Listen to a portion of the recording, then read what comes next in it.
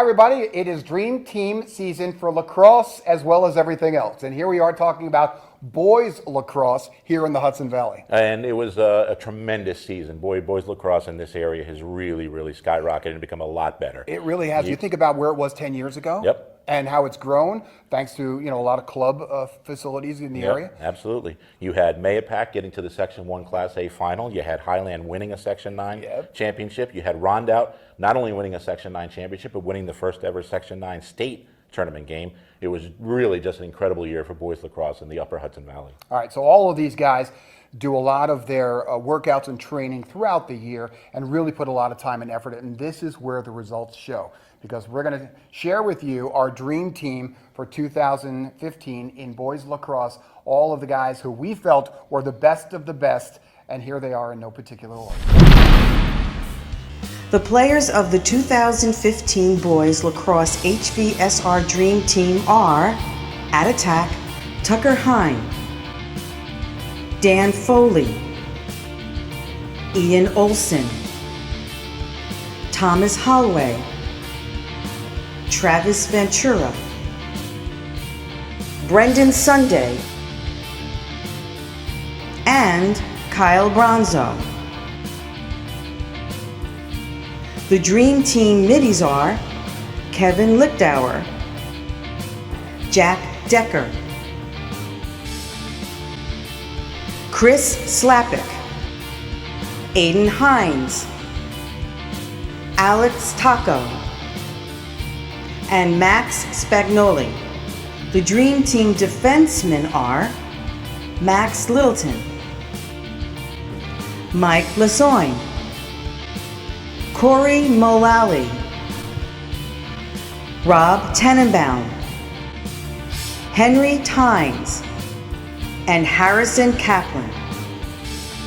And the Dream Team goalies are Ryan Mello and Connor O'Donnell. Good news here.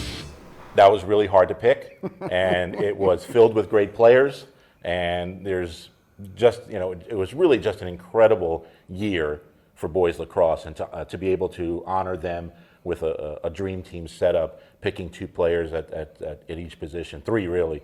It was just, again, hard to pick, but fun to pick because we had so many great kids. Yeah, a little bit hard to pick because of midfielders and attack and all the stuff that we had to do, which is a lot different for us.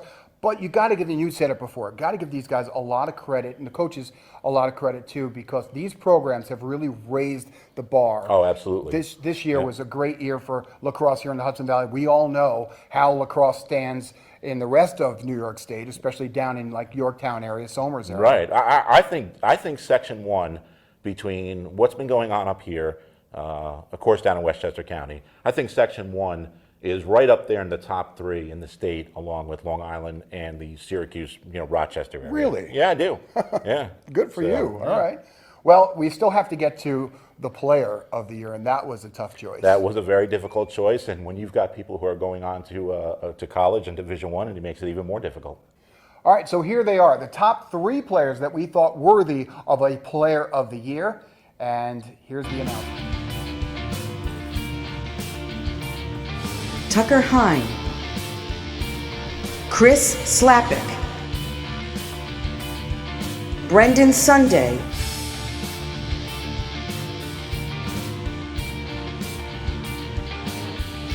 the 2015 Dream Team Player of the Year is Brendan Sunday of Arlington High School.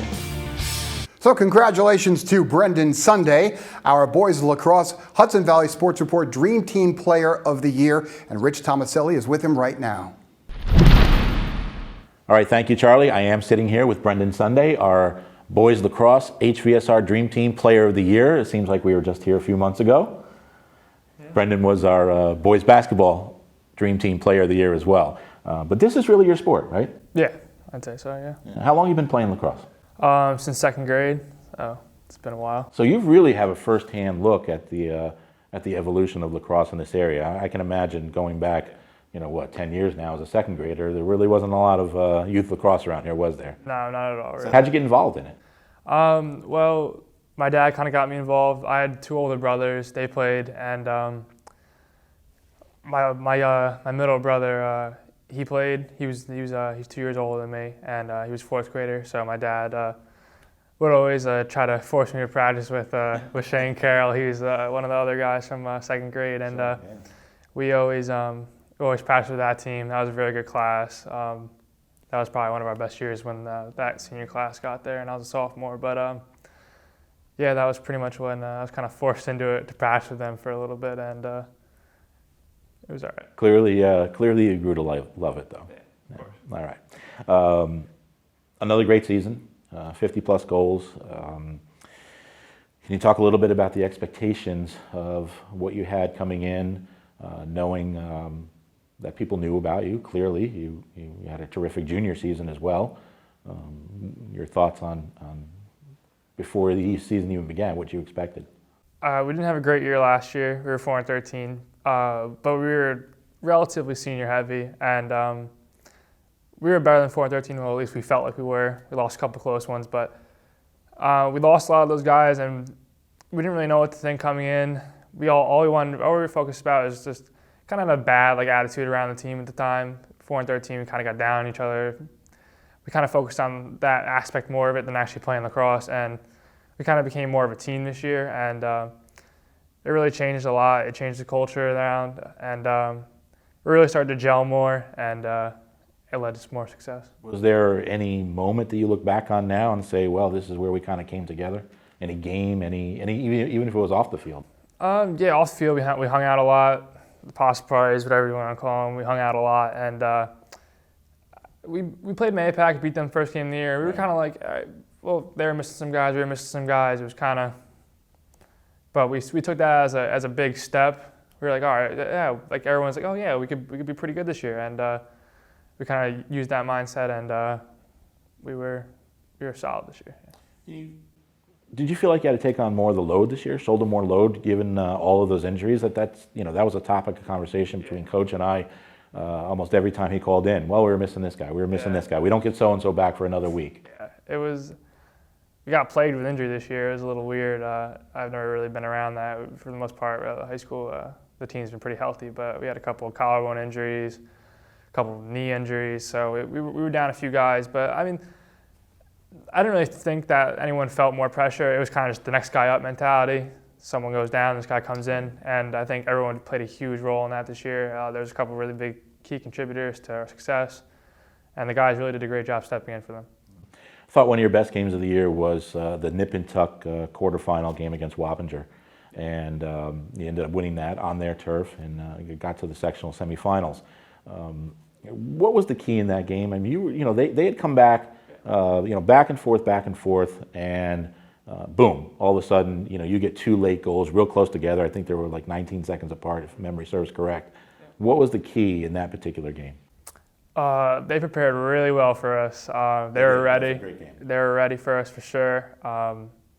It took away a lot of things that we like to do on offense, and offensively they played really well. I think they had 7 different goal scorers that game, which is a feat to them. That's pretty impressive. So it was kind of Javon. I had a goal before, and then Javon came down. He won a face-off pretty cleanly. He threw a pass. I didn't think he was going to throw it. I caught it and just kind of finished. It was a big momentum shift, and thank God we were able to close it out. But it was a great game. Right, and of course you made it to the semifinals and lost to Mayapack, which only lost in the championship game by a goal in overtime. So now it's off to Towson. When did you make that decision? That obviously that particular area, that cluster down in Maryland between Towson, University of Maryland, Johns Hopkins, all great lacrosse down there. So you're going to a Division I school and you're going on to a great conference. Sophomore year in January, I verbally committed to Towson, and then this past fall I signed to go to Towson. I got a partial scholarship. When I was there, they kind of just made me feel like I was wanted. I mean, I visited Stony Brook, Albany, Binghamton, schools like that, mostly state schools, and they were kind of like, yeah, we'd like to have you, all this, but Towson really, I felt like they were really made me feel special. I really loved the area. The campus was beautiful. The team was it was nice. I really liked down there. So I made the decision sophomore year in January. Well, we wish you the best of luck down there. We're going to keep following you. That's Brendan Sunday, our HVSR Dream Team Boys Lacrosse Player of the Year. Congratulations again. Thank you Good very to see you much. again. Good to see you too. All right.